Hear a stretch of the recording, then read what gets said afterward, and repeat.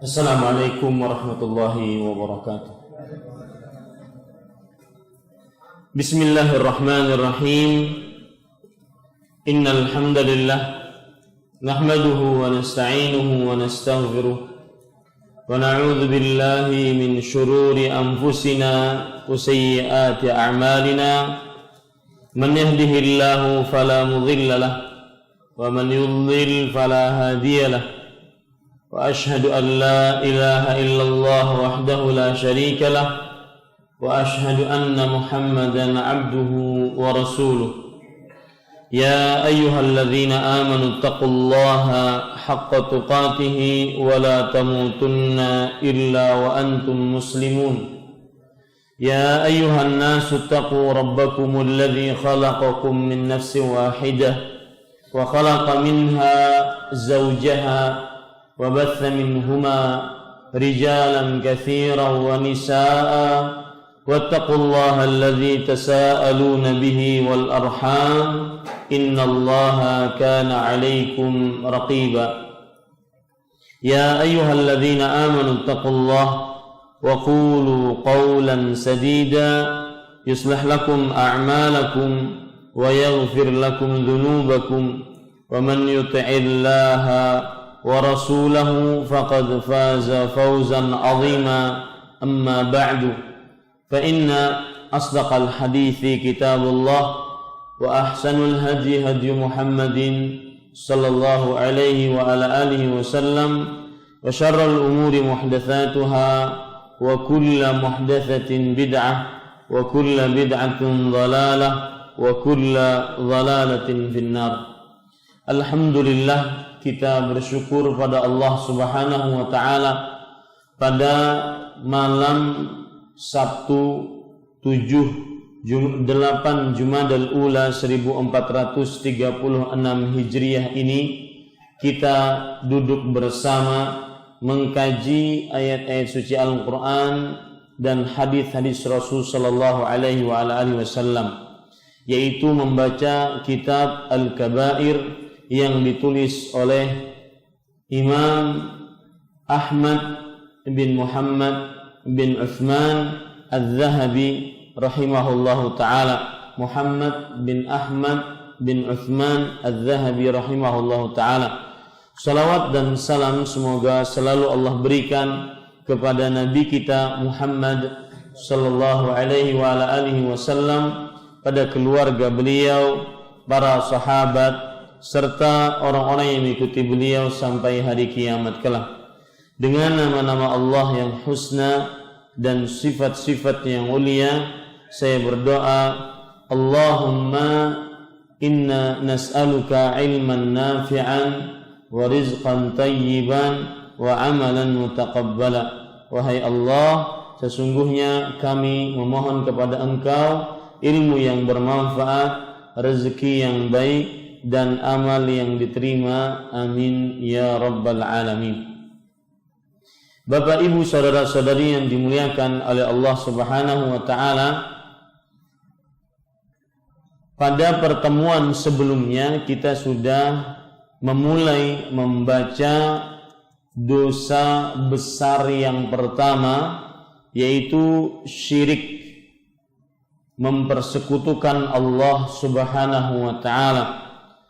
Dan pada pertemuan sebelumnya juga sudah kita bahas di halaman 17 dari buku terjemahan kita, yaitu penulis Imam Muhammad bin Ahmad bin Uthman Al-Zahabi rahimahullah menyebutkan bahwa dosa besar yang paling terbesar, yaitu akbarul kabair, dosa besar yang paling terbesar adalah mensyirikkan Allah Subhanahu wa ta'ala. Kemudian penulis rahimahullahu ta'ala, ini sebagai pengulangan saja karena baru banyak sekali yang baru dapat buku. Kemudian penulis rahimahullahu ta'ala menyebutkan ayat-ayat yang menunjukkan bahwasanya syirik adalah dosa terbesar ayat yang pertama yaitu surat An-Nisa ayat 48 dan juga An-Nisa ayat 116. Dan surat An-Nisa ayat 48 atau 116 ini adalah ayat yang pertama yang menunjukkan buruknya kesyirikan. Ayat yang pertama yang menunjukkan kenapa syirik adalah dosa yang paling terbesar. Allah Subhanahu wa taala berfirman, "Innallaha la yaghfiru an yushraka bih wa yaghfiru ma duna dzalika liman yasha." Sesungguhnya Allah tidak akan mengampuni dosa syirik. Ini adalah keburukan syirik yang pertama yang ditunjukkan dalam Al-Quran. Para ulama ketika menjelaskan tentang syirik, mereka menjelaskan bahwasanya keburukan syirik dilihat dari beberapa ayat. Yang pertama ini, yaitu syirik dosa yang apabila pelakunya mati di dalam kesyirikan tidak diampuni oleh Allah. Kalau tidak diampuni oleh Allah, pasti neraka. Pasti neraka. Tidak ada kata lain bagi yang mati dalam kesyirikan, yaitu nerakanya Allah Subhanahu wa taala. Kemudian ayat yang selanjutnya yang disebutkan oleh penulis yaitu menjelaskan tentang besarnya kezaliman dari kesyirikan. Dalam surat Luqman ayat 13, "Inna syirka la zulmun azim." Sesungguhnya kesyirikan adalah kezaliman yang sangat agung. Di ayat yang ketiga, penulis menyebutkan buruknya kesyirikan yang kedua, yaitu bahwa orang yang melakukan kesyirikan pasti diharamkan atasnya surga dan tempatnya yang paling pantas adalah neraka. Ini adalah ayat yang kedua tentang kenapa kesyirikan termasuk dosa yang paling terbesar dari seluruh dosa besar. Dan ini ayat yang kedua yang menunjukkan qubhus syirik, buruknya kesyirikan, yaitu Allah mengancam pelaku kesyirikan dengan ancaman pasti diharamkan oleh Allah Subhanahu wa taala atasnya surga dan tempatnya yang paling pantas adalah neraka. Ini adalah ayat yang kedua menunjukkan buruknya kesyirikan sehingga dia menjadi dosa yang paling terbesar dari seluruh dosa-dosa besar. Lihat ayatnya berbunyi, "Innahu man yusyrik billah faqad harramallahu alaihi jannah wa ma'wahun nar." Sesungguhnya orang yang mempersekutukan sesuatu dengan Allah, maka pasti, lihat dalam bahasa Arab, lihat ayatnya, faqad, kemudian ada harrama, lihat semua, qad, kemudian ada apa? Harrama.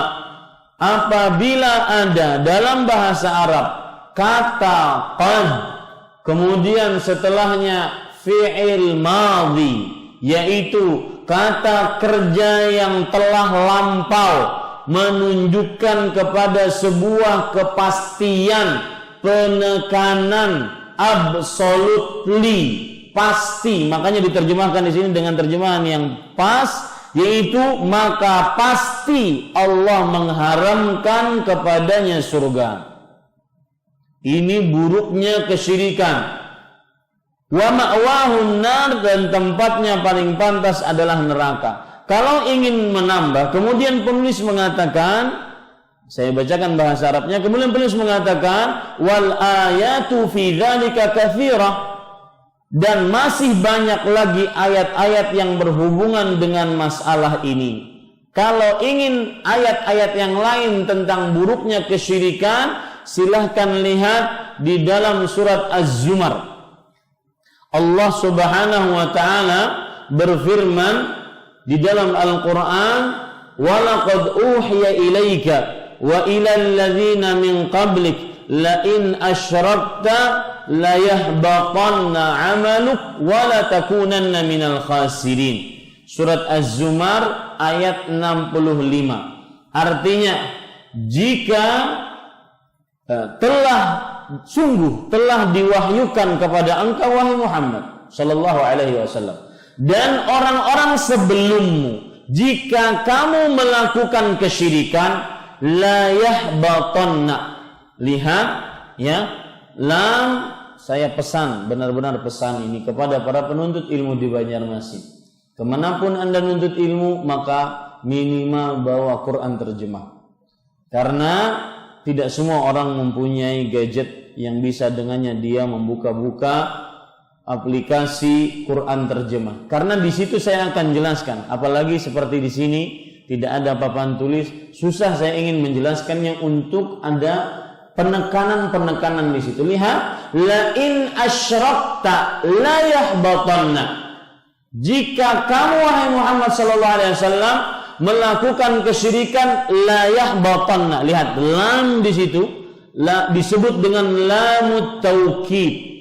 La yahbatanna. Nun yang ada tasdidnya di situ disebut dengan nunut taukid, yang artinya sungguh, pasti, benar-benar amalanmu akan terhapus. Ini redaksi Allah terhadap Nabi Muhammad sallallahu alaihi wasallam. Apabila beliau melakukan kesyirikan, pasti, benar-benar, lihat dua penekanan. Pasti, sungguh, benar-benar amalan beliau akan terhapus, apalagi orang-orang di bawah beliau. Dan ayat ini menunjukkan bukan berarti Rasul sallallahu alaihi wasallam akan melakukan kesyirikan, itu mustahil. Cuma ini sebagai bentuk mubalaghah, bentuk berlebihan, ucapan berlebihan dari Allah agar benar-benar masuk ke dalam jiwa kita. Jangan pernah melakukan kesyirikan. Kalau Rasul sallallahu alaihi wasallam saja melakukan kesyirikan, maka pasti benar-benar, lihat dua kali penekanan, pasti benar-benar amalanmu akan terhapus. Wa la takunanna minal khasirin. Dan sungguh kamu benar-benar, ini juga dua penekanan, sungguh benar-benar kamu akan menjadi orang-orang yang merugi. Ini ayat yang ketiga yang menunjukkan keburukan kesyirikan yang tidak disebutkan oleh penulis. Ya, tidak ada dalam buku kita, saya tambahkan, yaitu ada 3 ayat tentang buruknya kesyirikan. Surah An-Nisa ayat 48 dan 116 itu disebutkan oleh penulis dalam buku kita. Kemudian yang kedua, surat Al-Maidah ayat 72. Dalam surat Luqman ini tidak dijelaskan tentang apa buruknya kesyirikan. Dia cuma menjelaskan tentang kezalimannya saja. Nah, saya ambil ayat yang kedua, yaitu buruknya kesyirikan, yaitu diharamkan pasti atasnya neraka, dan di tempatnya paling pantas adalah diharamkan atasnya surga, maksud saya, dan tempatnya yang paling pantas adalah neraka. Kemudian yang ketiga, ayat yang ketiga tentang buruknya kesyirikan, surat apa tadi?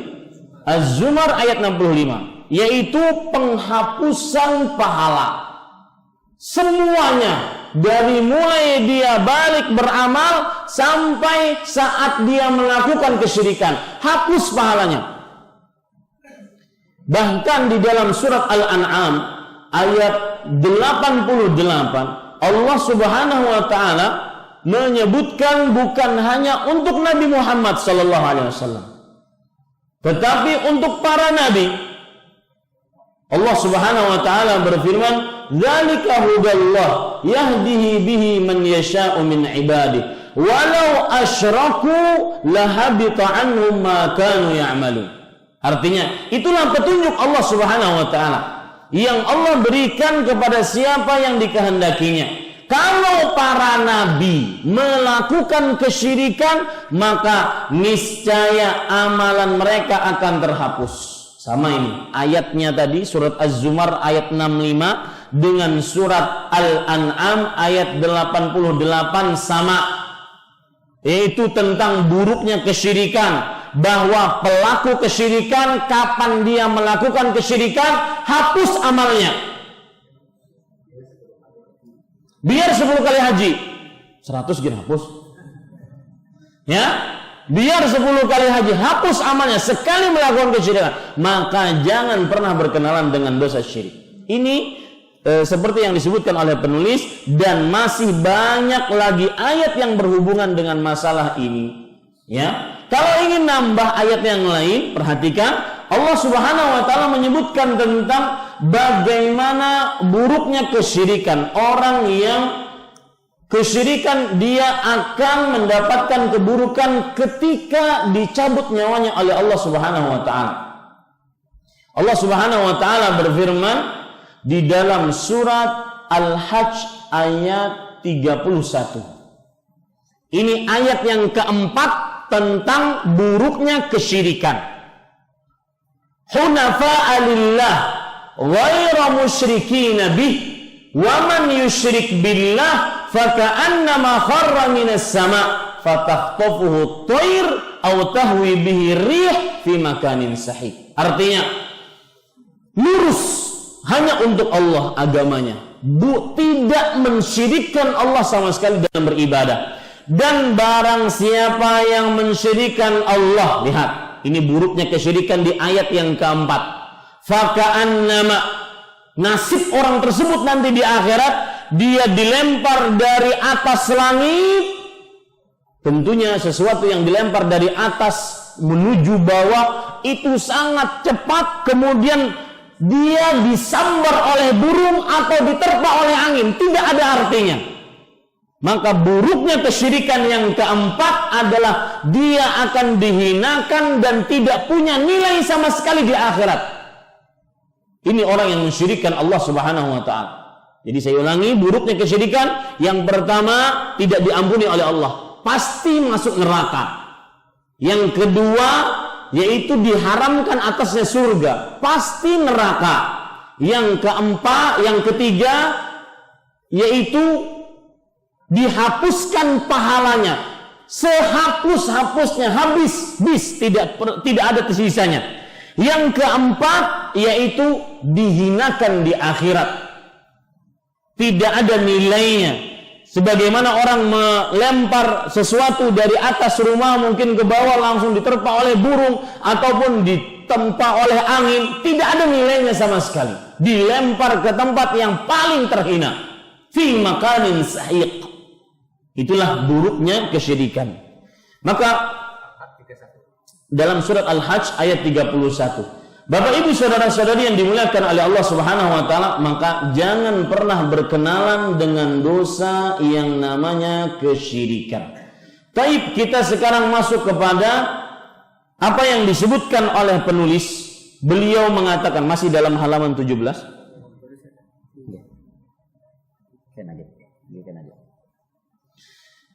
Masih dalam halaman 17, perhatikan. Penulis rahimahullahu ta'ala berkata, faman asyraka billah thumma mata musyrikan fahuwa min ashabin nari qat'an. Lihat, barang siapa mempersekutukan Allah lalu mati dalam keadaan seperti itu, sungguh ia termasuk penghuni neraka. Tambahi Pak, itu kurang terjemahannya. Sungguh ia termasuk penghuni neraka pasti, secara pasti. Tambahin, secara pasti. Kama anna man amana billah wa mata mu'minan fahuwa min ashabil jannah. Seperti halnya seseorang yang beriman kepada Allah lalu mati dalam keadaan seperti itu, maka ia termasuk penghuni surga. Apa maksud penulis ketika mengatakan ini? Siapa saja dari orang beriman, selama dia tidak berkenalan dengan dosa kesyirikan, tidak pernah mengerjakan dosa kesyirikan, maka pada saat itu dia pasti ada tiket surga. Saya ulangi, siapa saja dari orang beriman, sebesar apapun dosanya, asalkan bukan kesyirikan, maka pasti ada tiket ke surga. Dan ini keyakinan Ahlussunnah wal Jamaah. Man kana fi qalbihi mithqala dzarratin min khair ukhrija minan nar. Siapa yang di dalam hatinya nanti, misalkan dia dimasukkan oleh Allah ke dalam neraka, kemudian Allah Subhanahu wa taala akan mengeluarkan orang-orang sesuai dengan keimanannya dari api neraka menuju surga. Sampai orang yang mempunyai kebaikan, keimanan secuil biji sawi akan dikeluarkan oleh Allah. Asal bukan kesyirikan, maka pasti diampuni oleh Allah. Tapi ingat, hadis ini atau perkataan seperti ini jangan menjadikan kita ujub dengan amal.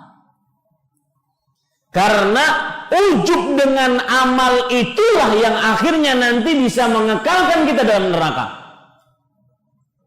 Memang Allah berfirman dalam surah An-Nisa ayat 48 dan 16 tadi. Lihat, wa yaghfiru ma duna dzalika liman yasha. Allah akan mengampuni selain itu.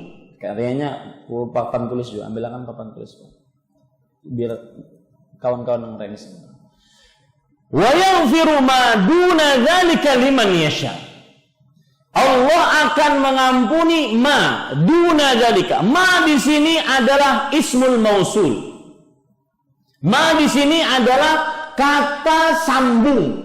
Artinya dosa apapun Allah Subhanahu wa taala akan ampuni selain dosa syirik. Ya. Misalkan ada orang mencuri harta bapaknya, naudzubillah, kemudian bapaknya dibunuh sama dia, kemudian ibunya dibakar sama dia.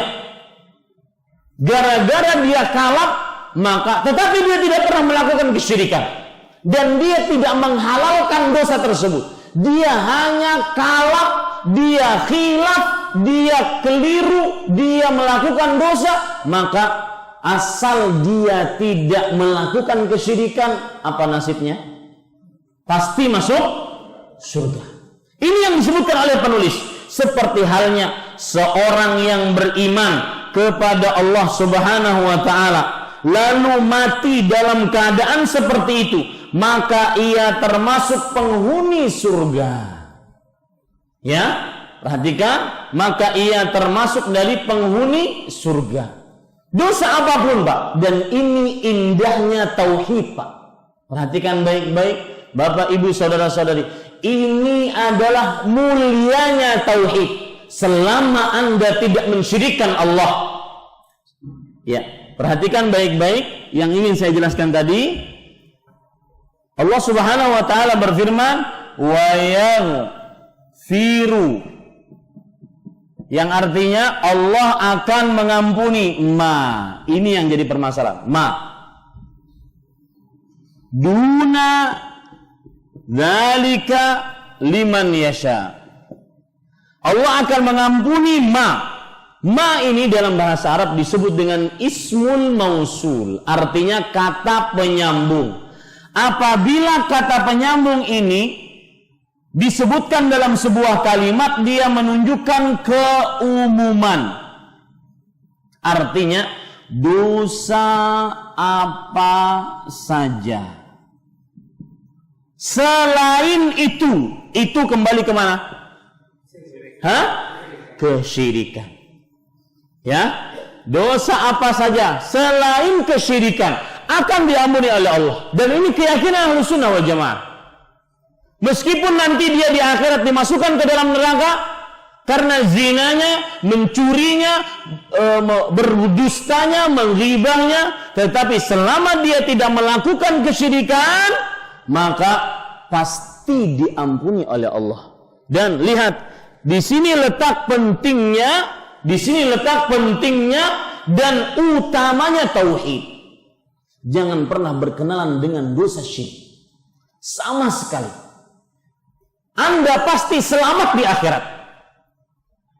Yang tidak pernah berkenalan dengan dosa syirik pasti selamat di akhirat, sebesar apapun dosanya. Lihat hadis qudsi, Allah Subhanahu wa taala berfirman, Ibnu Adam, "Lau ataitani biqurabil ardi khataya." Ya, ini hadis luar biasa. Wahai anak manusia, kalau seandainya engkau datang kepadaku dengan sejagat raya kesalahan, biqurabil ardi khataya, sejagat raya kesalahan, summa laqitani, kemudian engkau mendatangiku, la tusyriku bi syai'an, dalam keadaan tidak mensyirikkanku dengan sesuatu apapun. Lihat ya, berarti orang ini penuh dosa, tapi tidak pernah mengerjakan dosa syirik. Ya, tsumma laqitani la tusyriku bi syai'an. Kemudian dia mendatangiku, bertemu denganku, dihisab olehku dalam keadaan tidak mensyirikkanku dengan sesuatu apapun. La ataituka bi qurabiha maghfirah. Sungguh aku akan datangi engkau dengan sejagat raya ampunan. Subhanallah. Itu keutamaan orang yang mentauhidkan Allah Subhanahu wa taala. Dan ingat, hadis ini sekali lagi jangan membuat kita ujub, kemudian keluar dari majelis ini. Yang penting kita tauhid. Sedikit maksiat enggak apa-apa. Ya. Jangan ujub, lebih tepat. Ya. Sedikit maksiat, berhutang ada bayar, tidak mengapa. Mata diluaskan kepada melihat yang haram, tidak mengapa. Ini tidak boleh. Ya, hadis ini bukan menggibah orang, apalagi menggibah orang. Ini bangkrut dunia akhirat. Ya, orang yang digibah santai-santai saja, yang menggibah habis-habisan sampai keluar uban. Ini habis.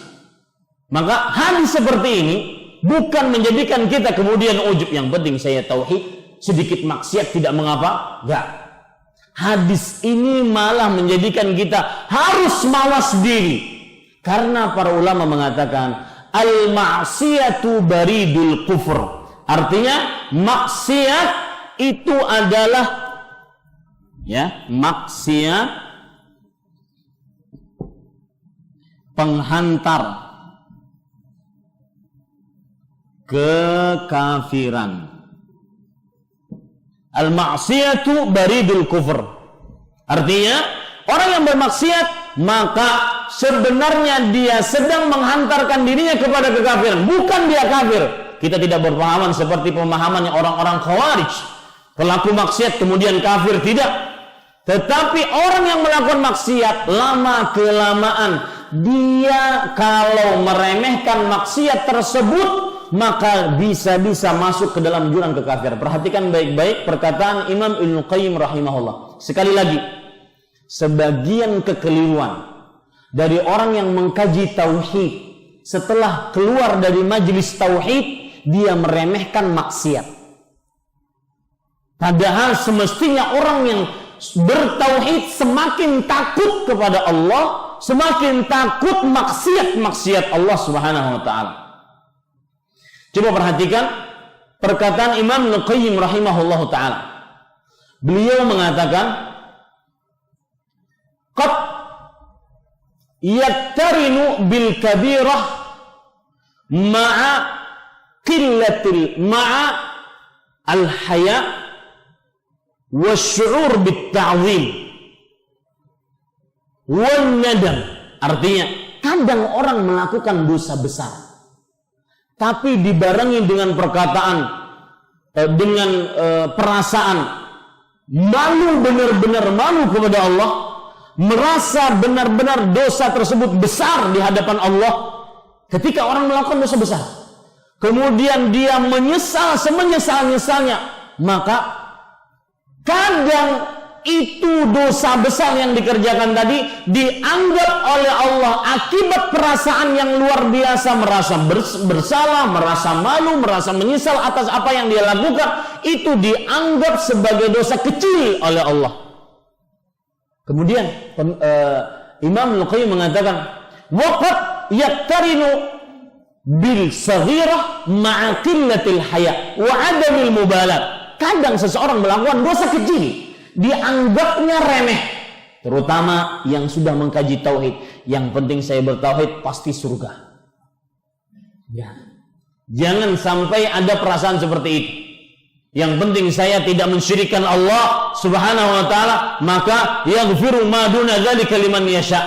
Allah akan mengampuni selain itu bagi siapa yang dikehendakinya. Ingat, bagi siapa yang dikehendakinya. Masalahnya kita dikehendaki Allah atau tidak? Ini yang jadi masalah. Ini yang membuat sebagian orang sudah ngaji tauhid tidak mudah lagi menangis hatinya, menangis matanya. Tidak mudah lagi khusyuk berdoa kepada Allah.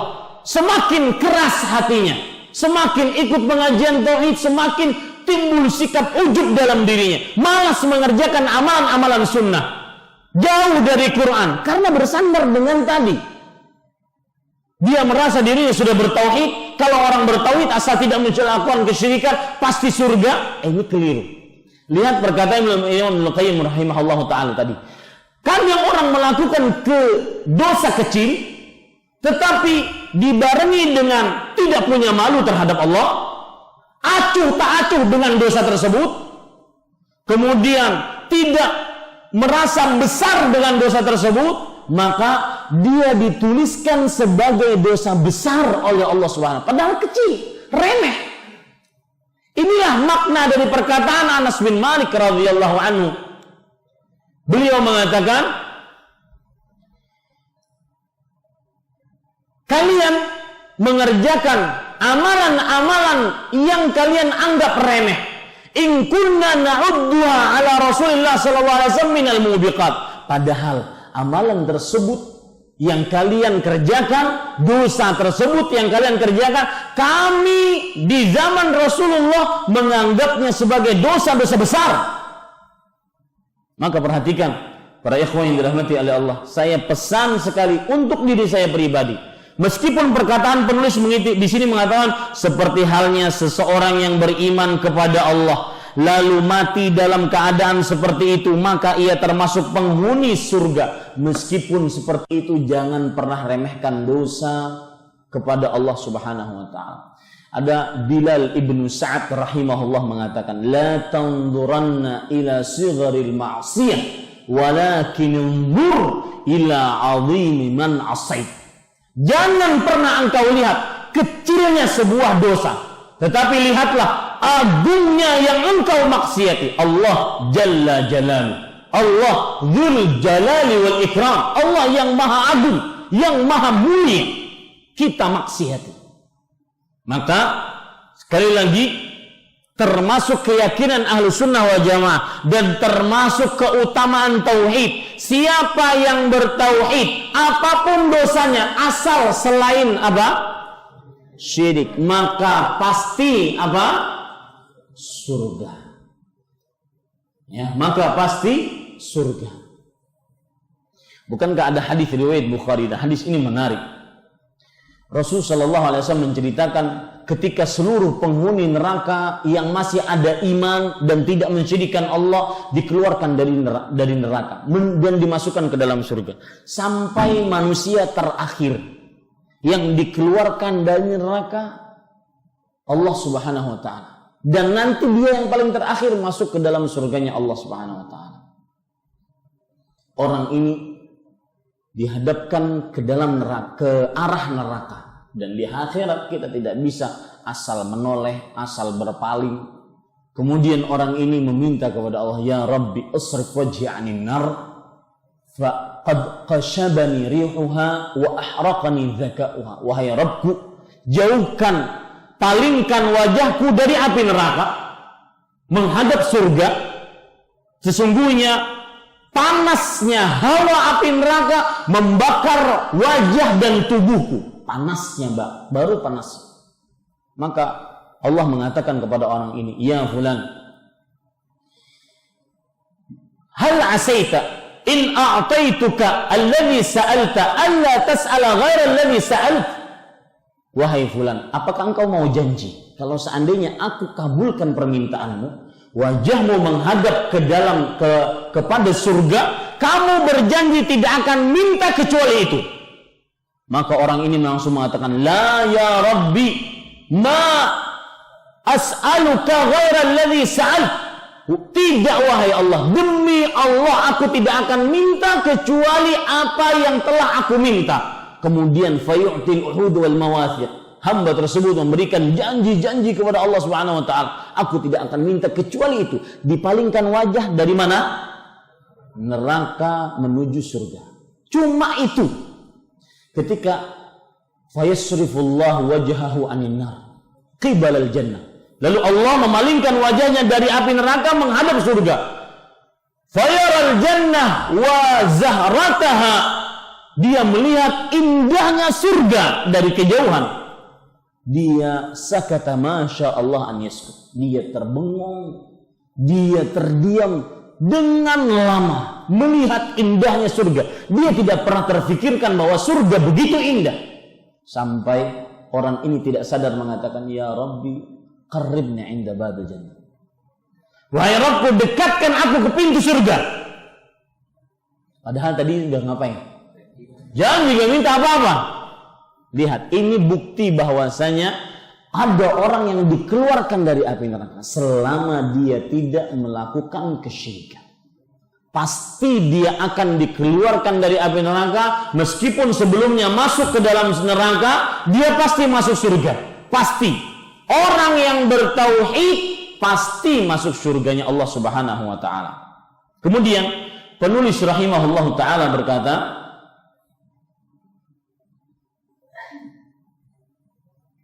perhatikan baik-baik kata penulis, wa inna adzaban wa in udziba binnar. Walaupun mungkin diazab di neraka terlebih dahulu, sebagaimana yang sudah saya jelaskan tadi. Kemudian penulis menyebutkan sebuah hadis Rasul sallallahu alaihi wasallam. Azan dulu.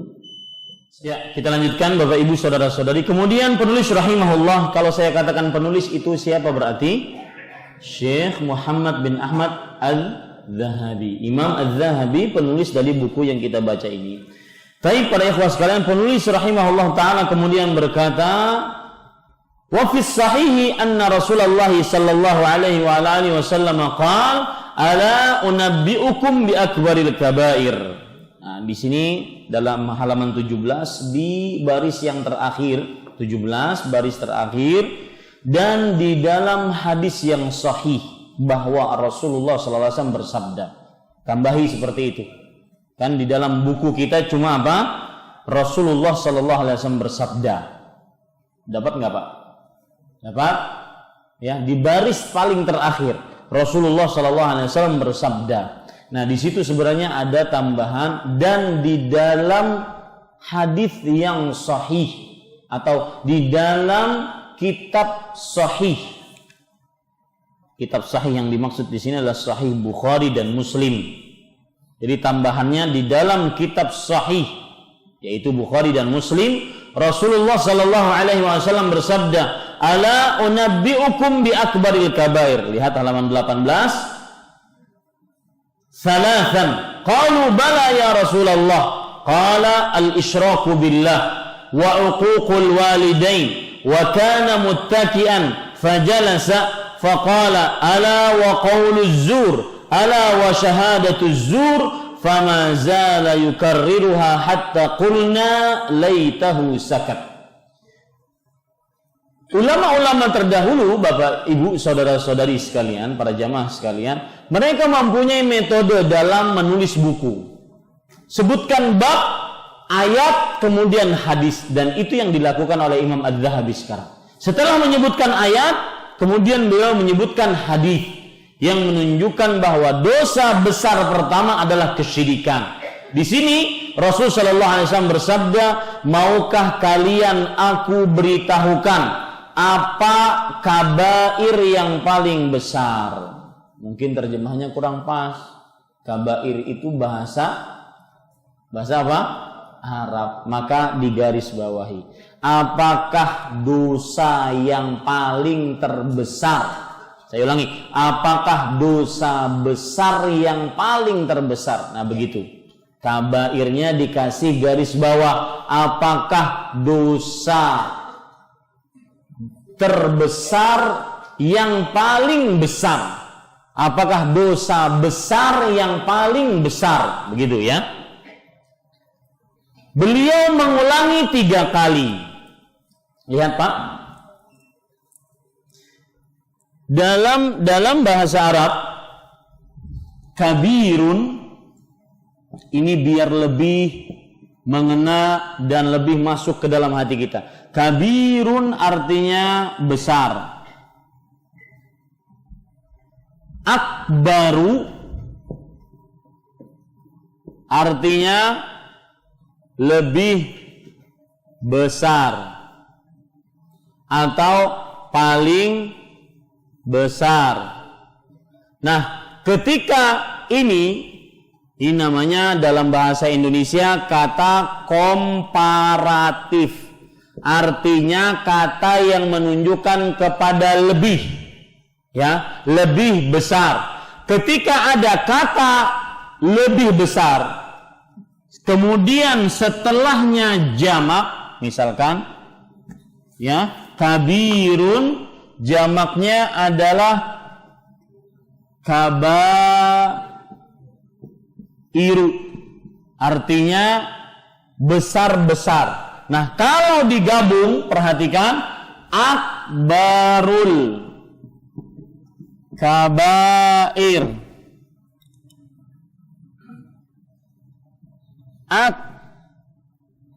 akbarul kabairi. Ini maksudnya adalah dosa yang paling terbesar. Dosa yang paling terbesar. Ya, itu maksudnya. Sudah benar-benar penekanan itu.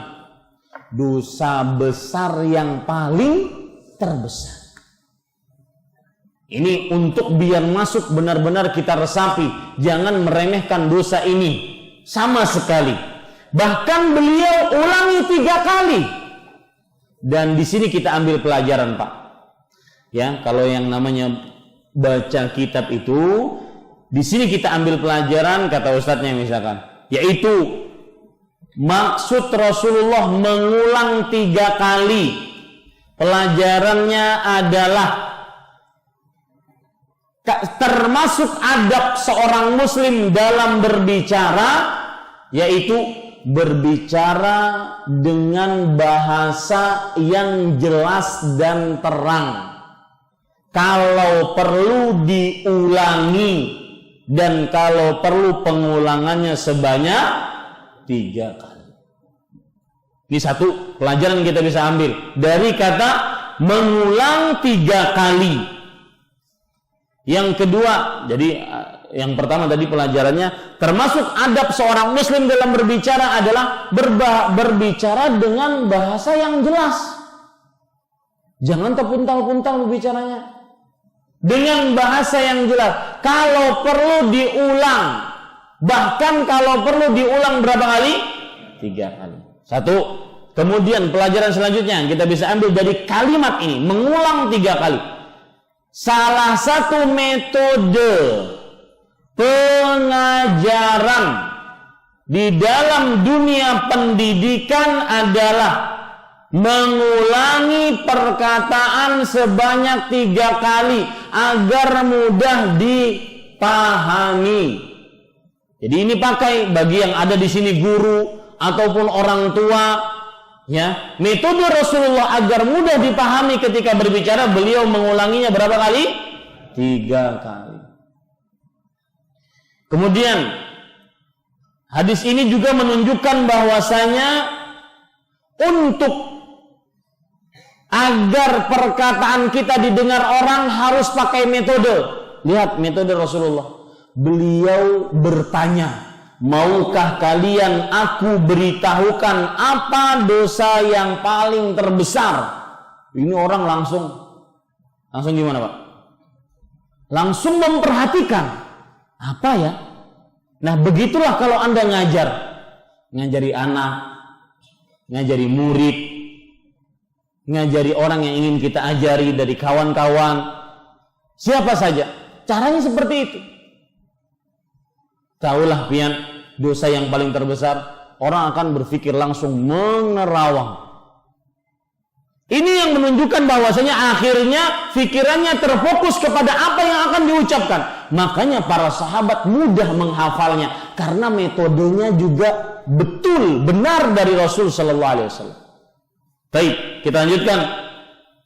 Para sahabat menjawab, tentu wahai Rasulullah. Yaitu mau untuk diberitahukan dosa yang paling besar dari dosa terbesar. Lalu Rasulullah sallallahu alaihi wasallam bersabda, yaitu menyekutukan Allah. Ini dosa pertama dari dosa yang paling terbesar, mempersekutukan Allah. Ada Allah, kemudian dikasih tandingan, itu namanya apa? Menyekutukan Allah. Ini dosa terbesar. Ada Allah yang mempunyai hak-hak dan sifat-sifat khusus, kemudian dikasih tandingan yang mempunyai hak-hak dan sifat-sifat khusus seperti Allah. Ini yang disebut dengan kesyirikan, menyekutukan Allah. Yang kedua, dan durhaka kepada orang tua.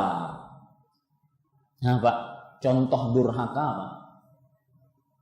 Yang sering dibahas oleh para penceramah, bagaimana berbakti. Contoh durhaka apa? Menyakiti perasaan orang tua, sebagaimana dalam hadis riwayat Bukhari atau riwayat Imam Ahmad, Rasul sallallahu alaihi wasallam pernah ada orang yang ingin berjihad bersama beliau. Kemudian orang tersebut akhirnya pergi dan dalam keadaan kedua orang tuanya menangis. Maka Nabi Muhammad sallallahu alaihi wasallam bersabda, irji' ilaihima, pulang kamu kepada kedua orang tua. Adhikhuma kama abkaitahuma. Buat mereka tertawa sebagaimana kamu telah membuat mereka berdua menangis. Maka betul, termasuk durhaka pada orang tua adalah menyakiti perasaan orang tua. Dan ini Pak, paling sulit dalam berbakti, dan kadang lebih mudah ngangkat senjata lawan musuh dibandingkan membuat ini. Bagaimana orang tua kita tidak sakit hati dengan perkataan kita. Kadang kita berbicara sewajarnya, dianggap menusuk perasaan orang tua. Kadang kita ngasih hadiah kepada orang tua, ya orang tua, warnanya kada ketujuh, terus lagi. Gimana perasaannya? Padahal itu sudah kita cari ke ujung dunia. Subhanallah. Ini yang dimaksud oleh Rasul sallallahu alaihi wasallam, fa fihi ma fajahid. Urus kedua orang tuamu. Dalam berbakti kepada orang tuamu, disitulah jihadnya. Nah, ada yang bisa menyebutkan durhaka yang lain? Mengangkat suara di hadapan orang tua, ini juga menyakiti orang tua. Yang ketiga, sama dengan firman Allah Subhanahu wa taala. Allah Subhanahu wa taala berfirman dalam surat Al-Isra ayat 23, yaitu imma yablughanna 'indakal kibara ahaduhuma aw kilahuma fala taqul lahumā uff wala tanharhuma wa qul lahumā qawlan karīma. Artinya, kalau seandainya salah satu atau dari kedua-duanya tinggal bersamamu dan mereka dalam keadaan tua, lihat di sini penyebutan tua, karena berbakti kepada orang tua di saat mereka muda, masih sehat, masih tidak banyak sakit-sakitan. Ini beda dengan bakti dengan orang tua yang saat sedikit saja langsung sakit, salah makan langsung sakit. Maka saat itu kalau mereka hidup bersama kita, jangan pernah mengatakan kata para ulama tafsir, kalau ada perkataan yang lebih ringan menyakiti orang tua dibandingkan Allah Subhanahu wa taala akan menyebutkannya. Kalau bahasa kita, kayak itu aja durhaka. Seperti itu saja durhaka. Ya, ini para ikhwah sekalian. Termasuk durhaka, saya ingin menyatakan sebagaimana yang dikatakan oleh para ulama salaf. termasuk durhaka, tuhiddun nazara ilaihima. Kamu menajamkan pandangan kepada mereka berdua. Apalagi sampai menunjuk-nunjuk dengan isyarat. Ini durhaka. Menajamkan pandangan saja durhaka. Dan ini dosa besar. Dosa besar yang kedua disebutkan dalam hadis ini. Kemudian, dan para ikhwah sekalian, pasti ya, ini merupakan sunnatullah. Larangan Allah apabila dilanggar pasti mendatangkan keburukan dunia akhirat. Tidak akan pernah nyaman hidup orang yang durhaka sama orang tua. Tidak akan pernah sukses dunianya ataupun akhiratnya yang durhaka sama orang tua. Maka para ikhwah sekalian, hati-hati dosa besar ini. Kemudian Rasulullah SAW bersabda lagi, saat itu beliau bersandar, kemudian lalu duduk melanjutkan pembicaraannya. Kenapa beliau bersandar kemudian duduk? Menunjukkan bahwa yang akan beliau sampaikan itu penting. Maka sebenarnya bersandar itu menunjukkan orang tidak lagi serius. Mohon maaf yang bersandar-sandar.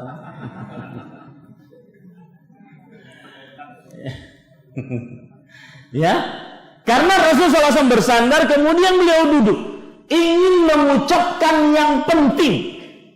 Kenapa beliau duduk ingin mengucapkan yang penting? Persis cerita ini persis seperti Umar bin Khattab dalam riwayat Bukhari. Umar bin Khattab pernah mendapati Rasulullah SAW sedang bersandar dan tiduran di atas tikar. Tiduran di atas tikar yang tikar tersebut sudah usang, keras, membekas pada tubuh beliau yang mulia. Salawatullah wassalamuhu wa barakatuh alaih. Mudah-mudahan kita dikumpulkan bersama Rasulullah SAW. Kemudian Umar bin Khattab mengatakan, melihat Rasulnya tidur di atas tikar yang kasar, membekas pada tubuhnya, maka beliau mengatakan, ya Rasulullah, ud'ullah faliwassi' ala ummatik. Wahai Rasul sallallahu alaihi wasallam, berdoa engkau kepada Allah. Beliau tahu, Umar tahu doanya Rasulullah kabul. Berdoa engkau kepada Allah agar umatmu diluaskan rezekinya. Artinya, kalau umatmu diluaskan rezekinya, engkau gak akan seperti ini. Engkau tidur di atas permadani yang begitu luar biasa. Fa inna Farisa war Rum la ya'budun Allah wa hum awliya. Wahai Rasulullah, orang Persia dan Romawi tidak menyembah kepada Allah, tetapi mereka kaya. Maka Rasulullah SAW yang asalnya bersandar menjadi duduk. Ini menunjukkan apa? Serius. Apa yang akan beliau ucapkan serius. Yang disampaikan Umar bin Khattab ini perkara penting. Maka begitu juga ini. Beliau mengatakan, lalu saat itu beliau bersandar lalu duduk. Bersandar kemudian beliau duduk. Menunjukkan apa yang akan beliau sampaikan itu penting. Lanjutan, kalau ingin tahu lanjutan cerita Umar tadi, Rasulullah SAW mengatakan, awa fi syakkin anta ya ibn al-Khattab. Wahai Umar bin Khattab, kamu ragu-ragu dengan agama kita? Artinya saya tiduran di atas tikar yang membekas seperti ini, kemudian kamu ragu-ragu dengan kebenaran agama ini. Maka Rasulullah SAW mengatakan, ulaik, mereka yang diluaskan rezekinya oleh Allah tapi tidak beriman, bermaksiat kepada Allah Subhanahu wa taala, kafir terhadap Allah, qaumun ujirat lahum thayyibatun fil hayatid dunya. Mereka adalah orang-orang yang disegerakan kebaikannya di dunia saja. Artinya di akhirat yang ada cuma siksa. Yang ada cuma neraka, siksa, siksa dan siksa. Mau seperti itu? Nah, ini para ikhwah sekalian dirahmati oleh Allah Subhanahu wa taala. Dan hadis tadi pelipur lara untuk orang-orang yang sudah berdoa, sudah usaha tapi kok belum dapat usaha yang baik, belum dapat penghasilan yang baik, maka ingat hadis tersebut. Ya. Baik para ikhwan yang dirahmati oleh Allah. Lalu beliau bersabda, juga kesaksian palsu ini dosa besar yang ketiga. Saksi palsu termasuk dosa besar. Karena kenapa saksi palsu dosa besar? karena dengan saksi palsu tersebut yang benar akhirnya dinyatakan salah. Yang salah dinyatakan benar, yaitu dengan kesaksian palsu tersebut akhirnya menggolimi seseorang. Kesaksian palsu, begitulah Rasulullah SAW mengulang-ulang sampai kami mengatakannya, andai beliau menghentikannya. Lihat, ini menunjukkan bahwasanya beliau ingin menekankan bahwasanya saksi palsu itu termasuk dosa besar. Kita lanjutkan. Penulis rahimahullahu taala berkata, wa qala Rasulullah sallallahu alaihi wasallam, dan Rasulullah sallallahu alaihi wasallam bersabda, ijtanibus sab'al mubiqat. Rasulullah sallallahu alaihi wasallam bersabda, jauhilah 7 perkara yang memusnahkan. Ada hadis Pak, riwayat Bukhari, ya, bahwasanya ada 7 perkara yang membinasakan. Kenapa disebut membinasakan? Catat Pak, memusnahkan. Ya, garis bawahi kata-kata memusnahkan. Dapat di dalam bukunya Pak? Ya, memusnahkan. Kenapa disebut memusnahkan? Karena memusnahkan pelakunya dari pahala-pahala yang ia miliki dan menceburkannya ke dalam neraka. Memusnahkan pelakunya dari pahala-pahala yang ia miliki dan menceburkannya ke dalam neraka. Itu maksud memusnahkan. Di antara 7 dosa yang memusnahkan, yaitu Rasul sallallahu alaihi wasallam menyebutkan al-isyraku billah, mensyirikkan Allah Subhanahu wa taala. Ya. Kemudian penulis rahimahullahu taala berkata, wa qala sallallahu alaihi wasallam, man baddala dinahu faqtuluh. Beliau juga bersabda, barang siapa mengganti agamanya, yaitu murtad, bunuhlah ia. Ini menunjukkan buruknya kesyirikan bagi pelakunya. Diancam orang yang melakukan kesyirikan dibunuh. Makanya Pak, para tukang sihir, dukun, santet, guna-guna pelet, ya, kalau diketahui dan terdapat bukti jelas tanpa ada keraguan, maka berhak hakim kaum muslim untuk membunuhnya. Kenapa? Karena yang melakukan perbuatan sihir minta kepada jin telah melakukan kesyirikan. Masuk ke dalam hadis ini. Man baddala dinahu faqtuluh. Barang siapa yang membunuh, yang mengganti agamanya, yaitu murtad, baik itu keluar dari agama Islam dengan kekafiran ataupun mensyirikkan Allah, maka bunuhlah dia. Ini menunjukkan dosa syirik, dosa besar. Di sini ada permasalahan Pak, bunuhlah dia. Garis bawahi, bunuhlah dia. Yang berhak membunuh adalah penguasa yang mempunyai wilayah atau mempunyai kekuasaan. Ya, dalam kata bunuhlah dia, di situ yang berhak membunuh adalah yang mempunyai wilayah, mempunyai kekuasaan. Tidak asal sembarangan. Ini kan lagi ramai di berita-berita saya baca di media sosial, ya, para geng-geng motor kemudian dibakar oleh masyarakat. Pencuri kemudian dibunuh, dihajar habis-habisan. Ini enggak benar. Bukan cara Islam yang seperti itu. Islam tidak mengajari seperti itu. Islam itu agama yang teratur, Pak. Ada yang mempunyai wewenang, mereka yang berhak untuk memberikan punishment, hukuman kepada seseorang. Adapun rakyat biasa, mereka bertugas menyampaikan siapa yang melakukan kesalahan. Cukup sampai di situ saja. Ada yang melakukan perzinahan, maka dua-duanya dipukul sampai mati. Ini tidak benar. Ya, jadi bunuhlah di sini, yang berhak membunuh adalah penguasa yang memiliki apa? Wilayah, kekuasaan. Di sana ada orang-orang yang ngaku penguasa, amir-amir, ya, Pemimpin-pemimpin yang disebut dengan amir tapi nggak punya kuasa. Iya, punya negara di dalam negara tapi nggak punya kuasa, nggak bisa merintah, nggak bisa melarang, nggak punya peraturan. Ini nggak punya wilayah kekuasaan namanya. Maka ini tidak pantas melakukan itu. Yang pantas adalah yang mempunyai kekuasaan. Kalau ditanya di Indonesia, bukankah pemerintahnya belum 100% melakukan ataupun melaksanakan syariat Islam? Lalu yang berhak membunuh siapa? Tugas kita cuma menyampaikan nasihat. Nih, yang murtad silahkan diapakan. Bisa dipahami ya? Ada hadis yang berbunyi, "Innama 'alaikum ma hummiltum wa 'alaihim ma hummil." Artinya, kalian akan dimintai pertanggungjawaban sesuai dengan tugas kalian, wahai para rakyat. Para pemimpin akan dimintai sesuai dengan dipertanggungjawaban sesuai dengan tugasnya.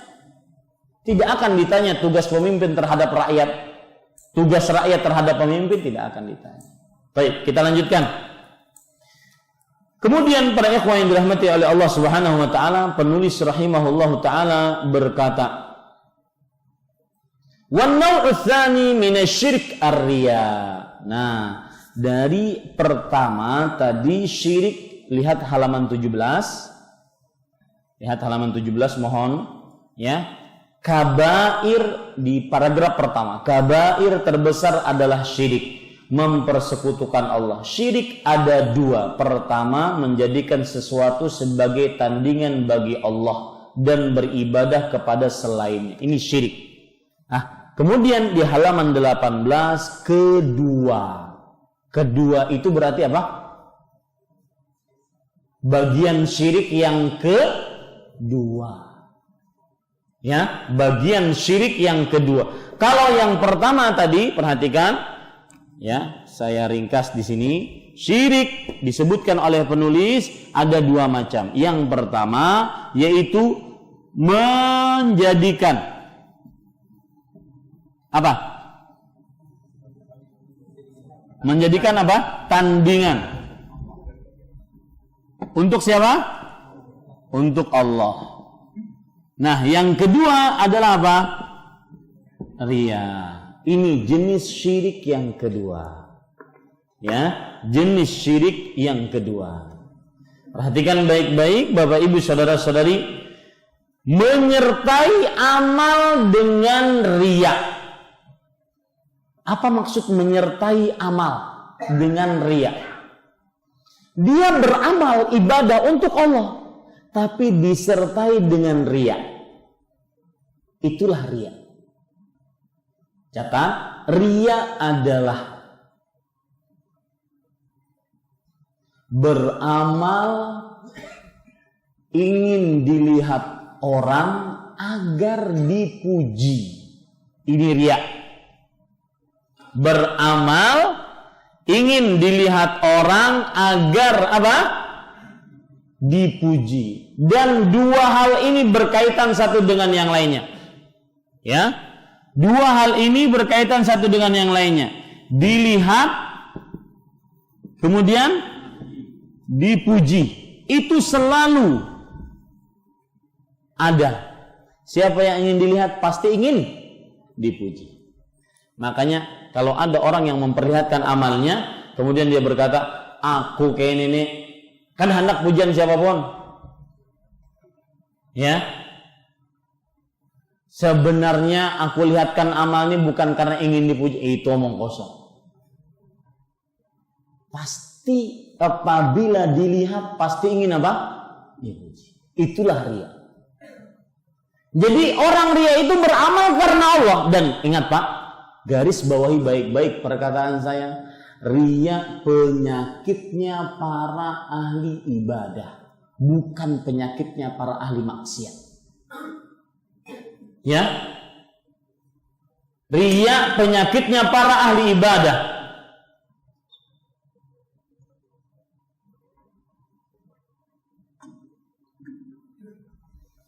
Jadi kita sudah tahu riya adalah beramal untuk Allah, ingin dilihat manusia agar dipuji. Makanya di sini menyertai amal dengan riya.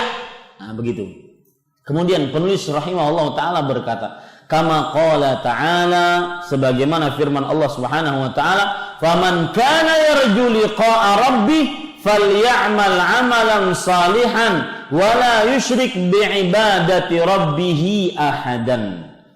Surah Al-Kahfi ayat 110. Barang siapa mengharap perjumpaan dengan Rabb-nya, garis bawahi Pak, perjumpaan dengan Rabb-nya. Dapat itu Pak?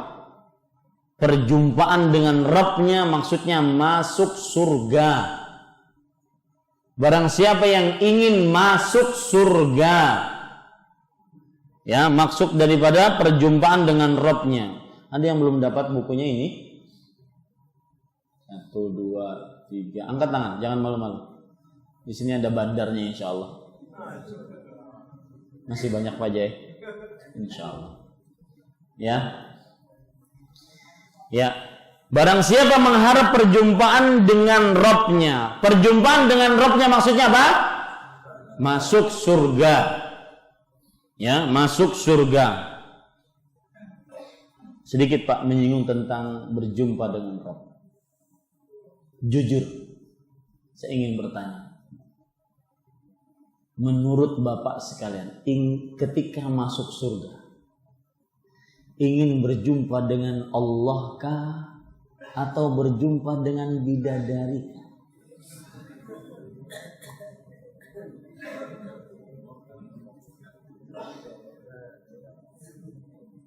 Hah? Bingung lah? Perhatikan baik-baik. Bagaimana menumbuhkan rasa ingin bertemu dengan Allah lebih dibandingkan hanya bertemu dengan bidadari. Saya tidak meremehkan bidadari. Mohon bidadari jangan marah sama saya. Ya. Gara-gara bidadari, wanita-wanita muslimah kadang-kadang cemburu. Sebagian wanita muslimah berkata, ada riwayatnya memang, Ustaz, kami cemburu dengan bidadari. Kenapa? Karena dalam riwayat penghuni surga yang laki-laki akan memeluk bidadari saking indahnya. Dipeluk tidak pernah bosan. Akan memeluk bidadari selama 70 tahun. Yang memeluk bininya berapa menit? 70 tahun. Jar hadis riwayat Muslim. Jar wanita muslimah kalau 70 tahun memeluk bidadari bagian kami apabila. Lihat, saking indahnya bidadari. Cuma seorang penghuni surga akan masuk ke dalam surga dan tidak ada nikmat, hadis riwayat Muslim, hadis riwayat Bukhari, tidak ada nikmat yang paling luar biasa bagi penghuni surga dibandingkan melihat Allah Subhanahu wa taala. Bagaimana menanamkan dalam diri kita agar melihat Allah lebih kita ingini dibandingkan melihat bidadari? Maka jawabannya adalah, bukankah Allah yang selama ini memberikan begitu banyak nikmat kepada kita? Salah satunya nikmat Islam. Yang di saat orang-orang susah untuk masuk Islam. Bapak mungkin yang pernah keluar negeri yang melihat di sana tidak ada agama. Orang hidupnya cuma makan, minum, buang air besar, bergaul dengan istri, persis seperti binatang. Kita mungkin hidup di tengah kaum muslim tidak merasakan indahnya Islam. Bagaimana seorang muslim mempunyai tujuan hidup. Di sana ada manusia yang tidak beragama. Tatkala itu di antara sekian banyak manusia, kita yang dipilih oleh Allah beragama Islam dan kita berdoa mati dalam Islam. Ini kan indah. Tidak ada nikmat yang lebih besar dibandingkan Islam. Siapa yang ngasih? Allah. Pernah kita bayar? Pernah kita daftar?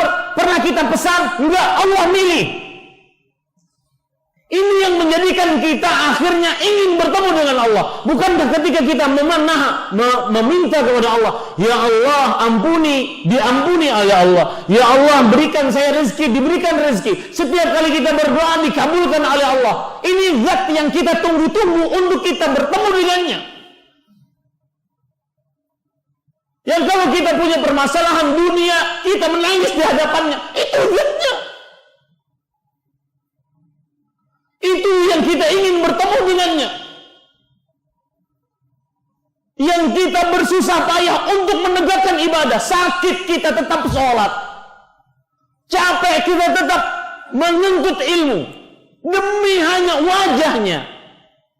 Bukankah ini kerinduan yang sangat ketika kita ingin bertemu dengan Allah Subhanahu wa taala? Maka disebutkan di dalam ayat tersebut, barang siapa yang ingin bertemu dengan Rabb-Nya, yaitu maksudnya bertemu dengan Rabb-Nya apa? Masuk surganya Allah Subhanahu wa taala. Kita minta, jangan kita minta, tidak kita minta dikasih sama Allah. Bukankah ini menumbuhkan kita ingin bertemu dengan Allah Subhanahu wa taala?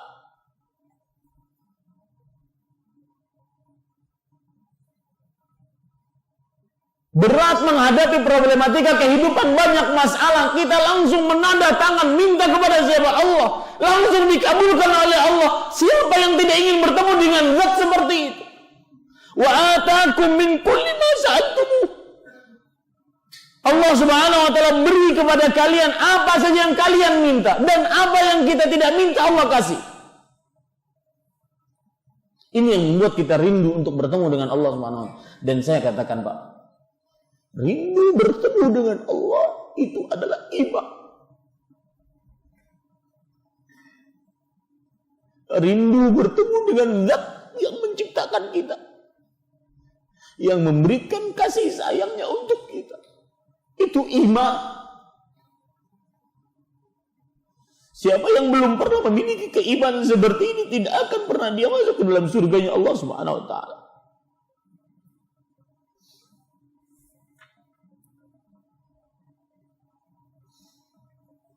Maka hendaklah ia mengerjakan amal yang saleh, dan janganlah ia mempersekutukan seorang pun dalam beribadat kepadanya. Maksud dari ayat ini, kata penulis rahimahullahu ta'ala, yaitu maksudnya adalah ay la yura'i bi'amalihi ahadan. Janganlah ia mempersekutukan seorang pun dalam beribadah kepada Rabb-Nya. Hendaknya tidak menyertakan riya bersama amalnya. Jadi ketika Allah berfirman wala yusyrik bi'ibadati rabbih ahadan, yaitu tidak menyertakan riya bersama amalnya. Ya, kita cukupkan sampai di sini kajian pada pertemuan kali ini. Dan siapa yang ingin bertanya maka dipersilahkan. Iya, bagus pertanyaannya. Jazakumullahu khairan atas yang bertanya. Semoga kita senantiasa dirahmati oleh Allah Subhanahu wa taala dunia dan akhirat. Maka jawabannya, untuk proses taubat yang pertama kita bisa mengerjakan sebagaimana dalam hadis riwayat Imam Abu Daud, hadis Abu Bakar As-Siddiq radhiyallahu anhu, yaitu mengerjakan salat yang disebut oleh sebagian orang sebagai salat taubat. Jadi kapan kita melakukan dosa, ambil air wudu, kemudian salat 2 rakaat. Setelah itu kita beristighfar kepada Allah. Beristighfar atas dosa-dosa yang pernah kita kerjakan, itulah yang disebut dengan sholat taubat. Itu praktek pertama dari taubat. Kemudian setelah itu, yang kedua, dia harus menyesal atas seluruh dosa dengan cara beristighfar kepada Allah. Yang ketiga, yaitu dia bertekad untuk tidak kembali melakukan dosa tersebut. Yang keempat, yaitu dia memutuskan dosa tersebut sama sekali, tanpa embel-embel lagi, habis, putus, benar-benar putus. Yang kelima, semua dari pekerjaan tersebut harus dibarengi dengan ikhlas. Nah, itu praktek dari orang yang bertobat kepada Allah Subhanahu wa taala. Adapun zikir khusus maka tidak ada kecuali beristighfar. Salat khusus seperti yang saya sebutkan tadi. Wallahu a'lam. Waalaikumsalam warahmatullahi wabarakatuh. Pertama yang ingin saya tanggapi, jazakumullahu khairan, terima kasih banyak atas pertanyaannya. Semoga Allah Subhanahu wa taala memberikan pahala yang berlipat atas pertanyaan tersebut, karena kadang pertanyaan ini bisa membukakan wacana-wacana bagi selainnya yang mendengarkan kajian ini. Saya ingin menanggapi dulu kata-kata yang mungkin ilmunya terlalu tinggi untuk bertanya. Sebenarnya yang disampaikan tadi adalah dasar akidah Islam. Dasar akidah Islam yang mungkin jarang kita dengar di tengah-tengah pengajian. Itulah akidah Muslim yang semestinya seorang Muslim memilikinya. Bertauhid kepada Allah, tidak mensyirikkan Allah Subhanahu wa taala. Itu yang pertama. Yang kedua yang ingin saya katakan, yaitu menjawab pertanyaan yang pertama, bahwasanya percaya kepada orang-orang yang dianggap pintar. Maka perhatikan baik-baik. Kita akan bisa menjawab ini ketika kita mengenal definisi kesyirikan. Definisi kesyirikan adalah menyamakan selain Allah, apapun itu, jinkah, manusiakah, binatangkah, benda matikah, menyamakan selain Allah dengan Allah dalam perkara yang khusus milik Allah. Ini yang disebut dengan kesyirikan. Nah, sekarang kita praktekkan dalam mendatangi orang pintar.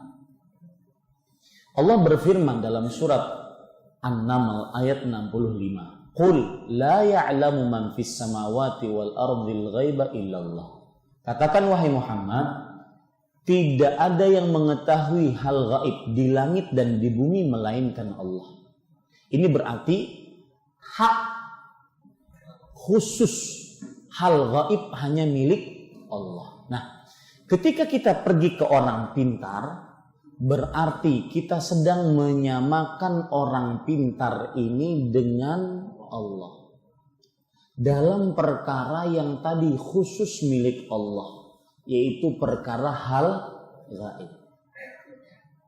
Dan orang pintar ini apapun statusnya dan kredibilitasnya di masyarakat, entah dia dukun dianggap, orang pintar, ahli kasyaf, atau ustadz, kiai, tuan guru, atau apapun, selama masih dianggap orang pintar, ditanyai tentang kejadian yang akan datang atau yang telah lalu, saya menikah baguskah hari ini, saya buka toko baguskah ini, saya usaha ini cocokkah untuk saya, beli motor ini nomor mesinnya baguskah untuk saya, atau yang semisalnya yang disebut dengan orang pintar, atau kejadian-kejadian yang telah lalu, misalkan emas hilang, mobil hilang, ya, bini hilang tuh lari, ya. Nah, ini disebut orang pintar. Berarti terjadi penyamaan, orang pintar disamakan dengan siapa? Dengan Allah. Dalam perkara yang khusus milik Allah, yaitu mengetahui akan hal gaib. Nah, inilah yang disebut dengan kesyirikan. Nah, berarti sudah terjawab pertanyaan pertama. Itu kesyirikan. Baik, Ustadz, kalau begitu banyak sekali yang melakukannya. Itulah musibah. Bahkan di zaman sekarang bukan hanya banyak percaya kepada tukang ramal, tukang pintar, orang pintar itu dijadikan variety show di televisi-televisi swasta. Tukang ramalnya didatangkan, dibayar meramal dengan melukis di atas pasir, meramal dengan membaca garis-garis yang ada pada telapak tangan, meramal dengan cara membaca garis-garis yang ada pada ampas kopi. Ini semua bentuk-bentuk percaya kepada orang pintar, dan semua termasuk kepada mensyirikkan Allah. Banyak sekali. Bahkan Rasulullah SAW bersabda, Man ata arrafan fasa'alahu an syai' lam tuqbal lahu salatun arba'ina lailah. Siapa yang mendatangi tukang pintar, orang pintar, apapun ya Pak statusnya di masyarakat, lalu dia bertanya, tidak diterima darinya sholat 40 hari. Dalam riwayat yang lain, riwayat Imam Ahmad, man ata kahinan aw arrafan fasaddaqahu bima yaqul faqad kafara bima unzila ala Muhammad.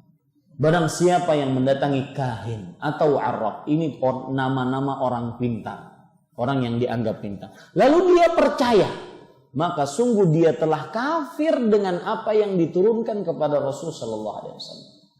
Yang diturunkan kepada Rasulullah, yang dikafiri oleh orang ini adalah tadi surat An-Naml ayat 65. Taib. Pertanyaan kedua, jadi pertanyaan pertama sudah terjawab Pak, itu berarti kesyirikan. Walaupun banyak yang mengerjakannya, bukan urusan kita. Sekarang pertanyaan kedua, tadi kalau dikatakan tidak diampuni, pasti neraka, diharamkan surga, dihapus pahala, maka bagaimana cara bertobat? Saya Pak jujur saja, ketika kajian seperti ini kemudian ada yang merasa seperti itu, baik dirinya ataupun keluarganya, ini namanya tanda iman. Dia merasa, saya udah mengerjakan, bagaimana caranya biar selamat? Ini berarti benar-benar masuk ke dalam relung hatinya, maka berbahagialah akan hal itu. Karena tidak semua orang mendapatkan perasaan seperti itu. Maka caranya, apa yang kita sebutkan dari keburukan 4 ayat, dari keburukan syirik tadi, itu kalau seandainya orang mati di atasnya. Siapa yang meninggal dalam keadaan melakukan kesyirikan, belum bertobat, tidak diampuni sama sekali dosa. Adapun yang masih hidup, maka berusahalah bertobat. Tapi itu pun jangan ujub. Jangan-jangan belum diterima amalnya, belum diterima taubatnya, tapi tetap berharap pahala dari Allah. Maka mungkin ada keluarga atau kita yang melakukannya, bertobatlah dan nasihati keluarga dengan santun dan pelan-pelan, tanpa memvonis.